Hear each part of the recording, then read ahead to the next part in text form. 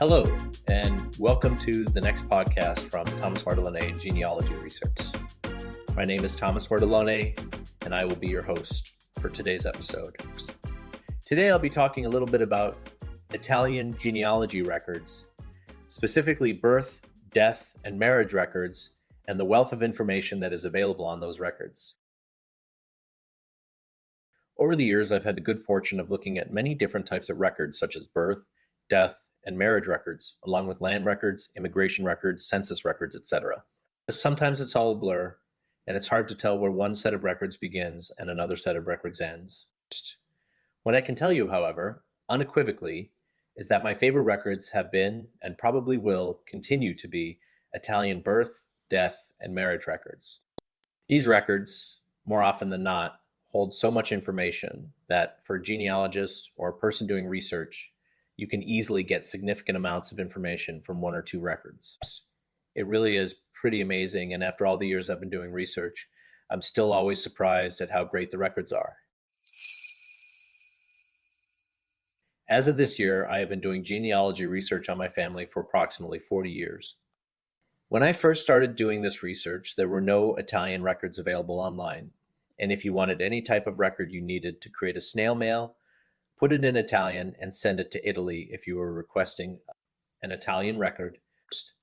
It was also the difficulty of coming up with any type of a money order or bank check to pay for the records copy, and oftentimes you may send off a letter and get nothing back in return. And of course, there was the problem with sending American currency to a country where they didn't use the same currency.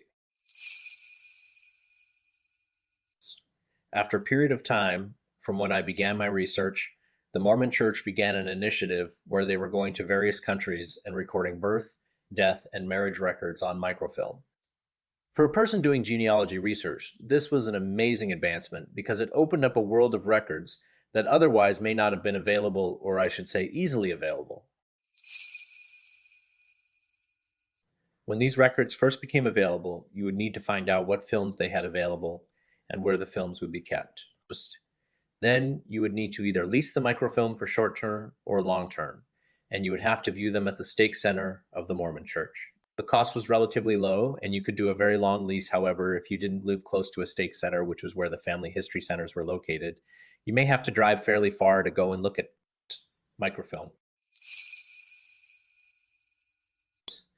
Back in these early days, the closest stake center for me was in Nashua, New Hampshire, and I would drive there from Keene, which was about an hour to an hour and a half away. I remember those early days of getting the microfilms for the small town in northern Italy where my family lived. The town had 2 rolls of microfilm that had been created from birth, death, and marriage records. It's important to note that Italy had different record-keeping systems over the centuries, which has now resulted in records being stored in different places.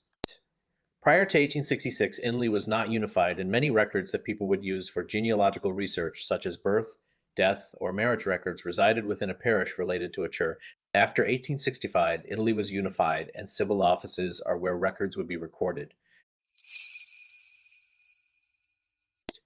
When I first started using the microfilm with the Italian records for the small town of Asilio, I was quickly surprised to find that some of the oldest records were in Latin.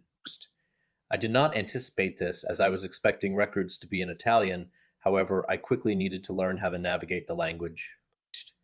Oftentimes, the records were partially in Latin and partially in Italian. As you're probably aware, Latin is the root language of Italian and the other Romance languages. I'm not 100% fluent in Italian.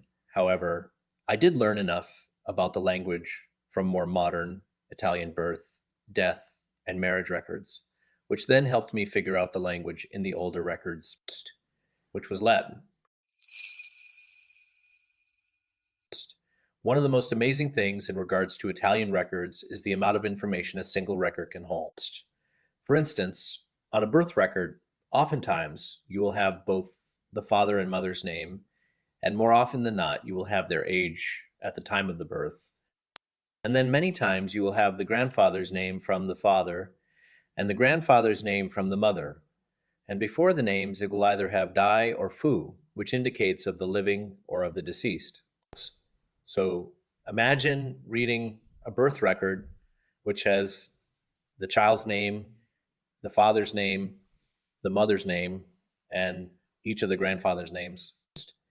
Additionally, if you are lucky enough and your family did not move very much and perhaps lived in the same village for many, many years, you can easily then take the birth ages of the parents and go and look and find their birth records and get additional information.